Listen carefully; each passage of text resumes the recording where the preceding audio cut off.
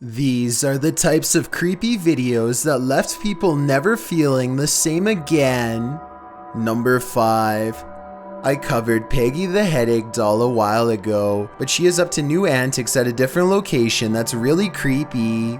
This cursed doll, believed to be possessed by the angry spirit of a girl who lost her life during the 1930s, does not appreciate being gawked at by visitors for money as this CCTV video shows. Peggy squares up with a random woman as soon as she enters the exhibit. It looks like the woman could have tripped, but look closer. There's no step, nothing to trip over. The floor is even. Her feet are firmly planted on the floor. She goes to lean on the doorway and one hand flies up to her chest, the other grabbing the wall to keep from getting shoved over. Shoving is just one of the many reasons why Peggy can never stay housed in one place for long. Her previous owner, a famous paranormal investigator named Jane Harris, shipped the doll all the way from the UK to America because she feared for her life. The doll has been known to cause migraines, heart problems, and lifelong problems in otherwise healthy people. And in case you were wondering, yes, just looking at her on video is enough to bring a lifetime of bad luck. Peggy now resides in Zak Bagans' Haunted Museum in Clark County, Nevada, a place where visitors already expect to be cursed and paranormally pestered anyway. So in this regard, she actually fits right in with the other haunted artifacts. It's not uncommon for the more sensitive of visitors to pass out. This woman drops face first to the ground in front of a wall of cursed items, so it's hard to say which one in particular got to her. It's also possible that she psyched herself out and passed out from fear, but as a concerned crowd gathers around her, Zak Bagans notices a mysterious white light fly away like a ghost in retreat. I personally suspect it could be a bug and a coincidence. So much weird behavior happens here that I suspect visitors really are being influenced by the abundance of paranormal energy around them. Not too long after the woman passes out, a second man abruptly stiffens up and stares down an employee who is dressed as a clown. She does absolutely nothing to provoke him, but he towers over her for no reason at all, as if he's being possessed. Maybe something evil in the room was stirring them all up. Number 4. Connor is an urban explorer from the UK who has been making urbex videos for over 3 years and has had his share of eerie encounters. The Explorer Returns is the name of his channel, and on it are 2 places in particular that I bet he wished he never stepped foot in. One of them is the Merrick Park Nursing Home. Shut down in 2014, the nursing home became the center of controversy after 2 residents lost their lives due to neglect. An investigation revealed the elderly were being fed medication that was out of date and didn't work. They were also helplessly exposed in cold water baths for prolonged periods of time, and other mistreatments that no one should have to endure. It's pitch black outside when Connor and his friend Daniel find the place, and the inside is just as dark. His flashlight combs across room after room filled with flowers sent by family members who had no idea what miserable conditions their loved ones were being kept in. The doors still have names on them, and the residents seem to respond to having their name read aloud. Mary Brown. Connor enters one room and a feeling of intense unease makes him let out an involuntary moan.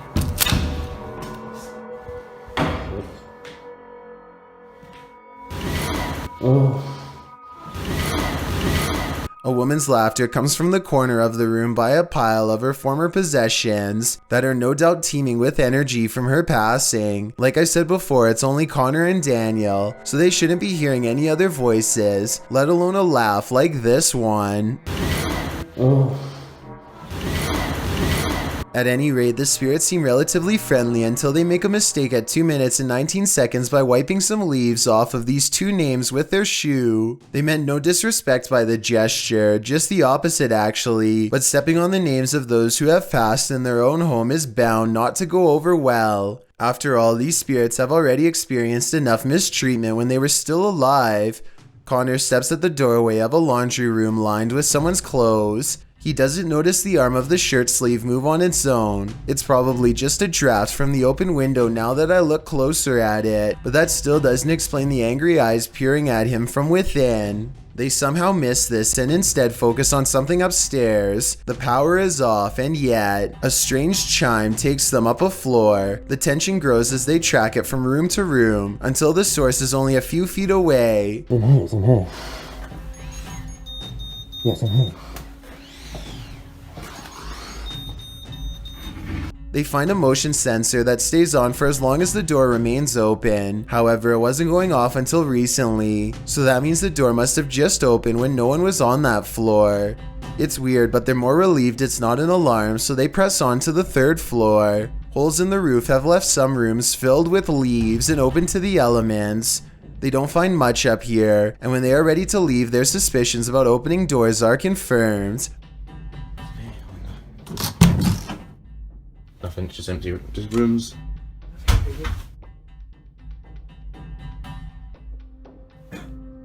It's all just... The door that they had clearly left open at 12 minutes and 50 seconds is now mysteriously closed.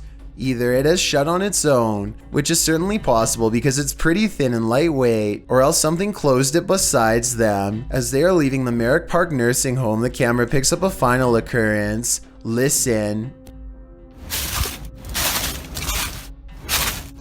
The craziest of all, though, has to be when Connor explores an abandoned asylum at 1 in the morning. Through the woods and under a gate lies the hapless estate where many were held their entire lives. It takes Connor 8 minutes just to find an unboarded window, and by then he is almost too fearful to venture inside. Aside from the paranormal, this looks to be a possible hangout for tough locals as well. The inside is completely and unnaturally silent. The house doesn't creak, crack, or settle at all.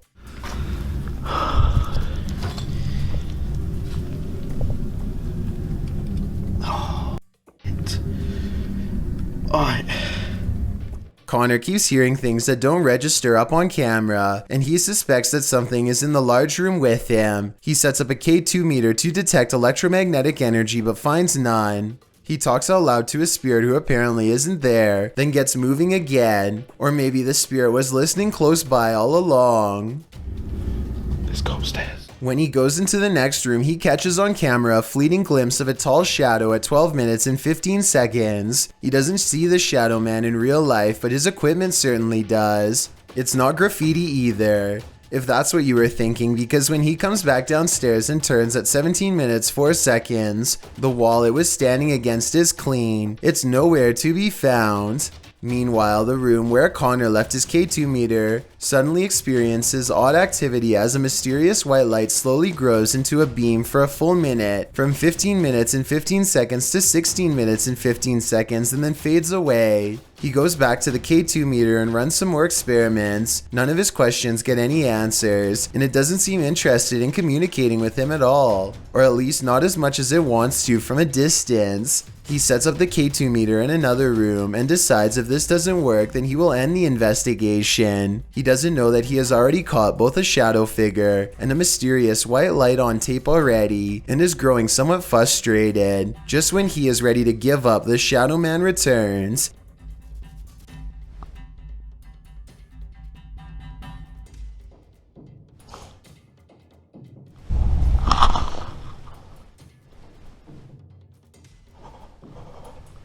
And as he quivers in the cold, he fails to miss two eyes looking at him from the doorway where the footsteps just were.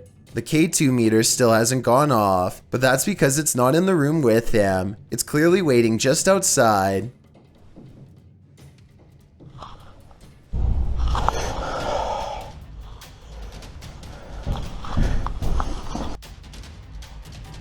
I'm done.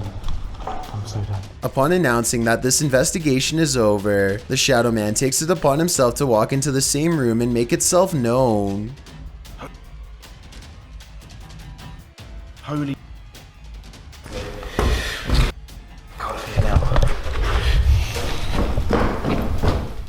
Number 3. Duane Raglandd of New Orleans, Louisiana, is the extra friendly host of the Paranormal Encrypted's channel on YouTube. He seems to almost always be in a good mood and isn't afraid to joke around with friendly spirits and talk trash to unfriendly ones.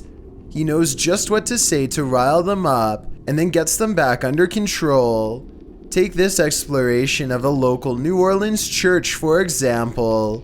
The place is in the early stages of collapse and rotten down to the foundation. Ceiling rafters with loose nails hang low. I'd say in another year, any supernatural entities inhabiting this area won't have a place left to haunt. His two friends, Alan and Rosie, have been here once before and know exactly where to look. There's a back room where they heard a demon growl before, so that's where Duane begins his journey. He doesn't see anything, but I do. I'll find a place to set up a live stream or do a spirit box. We're back. We can communicate. Wow, no ceiling. Play our cameras back. It's a demonic little figure with a tuft of black hair, swaddled in brown robes, that dips in and out of the shadows. When they go back into the main room, Alan has a camera malfunction. My camera just shut off. I believe. It's a brand new battery. I know we charged them off. And my battery's brand new right now. Look. Huh. They decide this is as good a spot as any to set up the spirit box, and it seems their instincts were entirely accurate. Duane gets an answer on the first try. Does anybody want to talk? Soon a woman steps forward to chat, but right before he can get her name, Anybody want to talk? Hi. What's your name? something else interrupts her. A presence named Pete who doesn't want anything to do with them. Anybody want help? And whose disagreeable attitude seems to persuade the other one to follow suit. Hello, y'all want to play? You know? Are you scared? Listen to what happens when Duane asks the spirit if they're mad. Don't listen to the spirit box, listen to the background. Are you mad? Kinda. Two voices talk to Duane the whole time, Pete and the girl with no name. Duane gets them riled up for a few minutes, encouraging them to taunt him more and more. He's talking about how he hopes he doesn't step on a nail, when finally the spirits have had enough and decide to send him to the floor. If I get her to step on a nail, and Mike could possibly lose a foot or a leg. Whoa. Yeah, the floor give. Pete says break break moments before the floor gives way, and when Duane gets up, the man and woman mock his shortness of breath.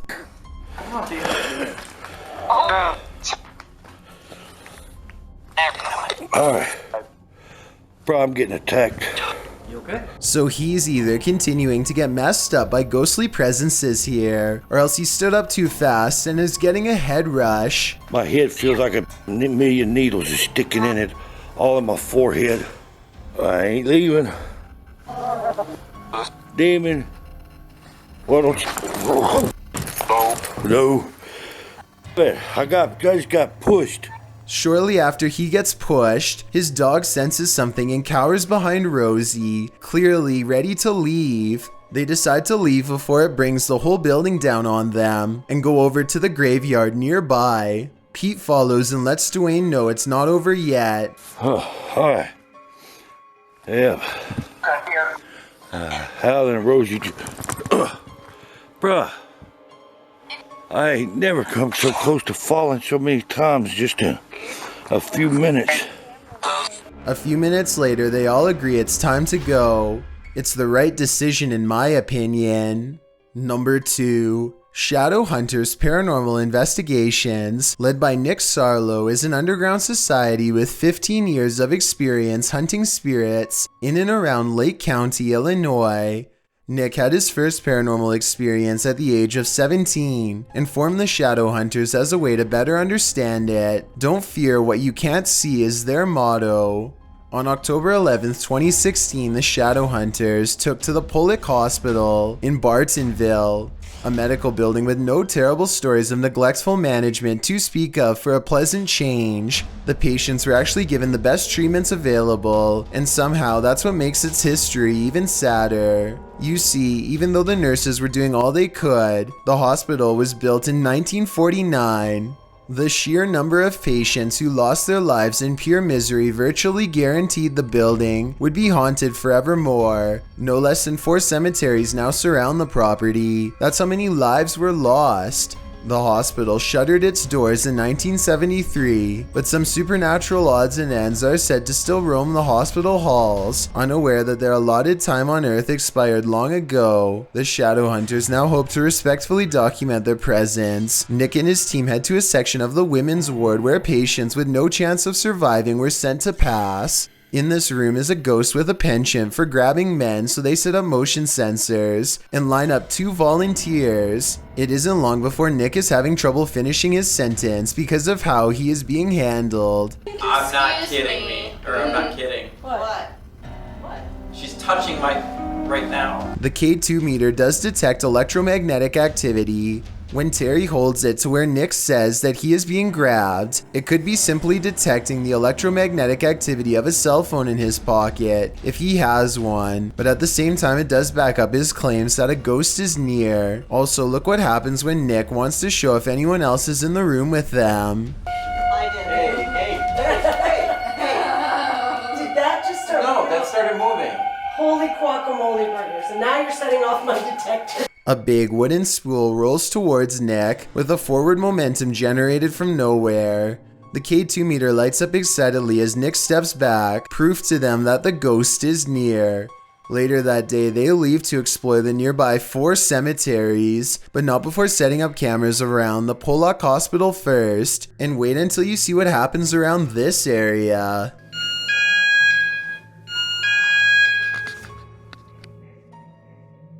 They claim nobody was down there, and yet something definitely was messing with the camera, ghost or otherwise. The next night, they get a spirit to spin atop for exactly 20 seconds before it turns over. A rocking chair moves by itself despite the fact that Terry's arms are crossed, Nick's hands are in his lap, and their feet are too far away. I suppose a third investigator could be laying on the floor to create this illusion, so it's too bad we never get to see all of the rocking chair to make sure. Anyway, after catching so many paranormal events on camera, it should come as no surprise that Nick's home has inevitably become haunted over the years. Something lurks in the surrounding woods too, something that makes people feel sick and watched at the same time. A shadow figure that they have taken a picture of once before and hope to capture on video tonight for better evidence. On November 9th, 2019, they decide to confront it once and for all. They return to the same area of the woods and detect nothing, so then they sit at the playground at the outskirts of the woods and wait. A strange feeling soon washes over them and they know it's near. They play back digital voice recordings of themselves and hear something that does not belong. There are cars going by. The playground is where the shadow figure... Okay, that was not me. They think it says fire, but I hear a girl whisper, "Find me." Then it says exactly where to look.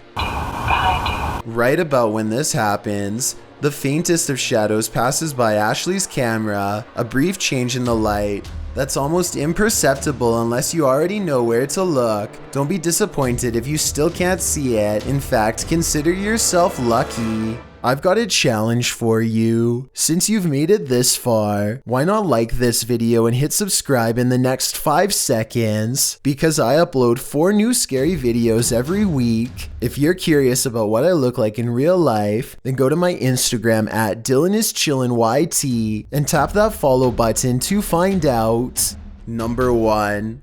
This channel has been getting really popular with the Spanish-speaking YouTube community, and due to that popularity, I decided to analyze it. Specifically, one picture that I came across that I'll get to in just a moment. Bob is a man who operates a YouTube channel and declared years ago that he's possessed by a spirit. According to him, the spirit's ultimate goal is to destroy him, and there's nothing he can do to save himself, since it's all caused by powers beyond his control. Anyway, this picture has recently made rounds online in the Spanish-speaking YouTube community. In it, there appears to be a hand that sticks out the back of his SUV and seems to be reaching out for help. possibly trying to get the attention of the car behind them. Meanwhile, Bob stares at the camera with a dazed and perhaps slightly angry expression, though it's hard to tell what kind of mood he's in, to be honest. I went to his channel hoping to find the original thumbnail image for comparison purposes, but I was unable to find it. A quick look at his YouTube channel reveals that a lot of his thumbnails are car selfies, and none of them have a hand in the background, so my guess is that someone took a still frame from one of his videos and just photoshopped the hand in, and if we enhance it, the outline of the hand looks kind of wrong, like it was cut and pasted into the shot. So in conclusion, I don't think he's driving around with anything like that in the back seat. Nothing can prepare you for these scary videos. You are either already brave enough to handle it, or do you not have what it takes?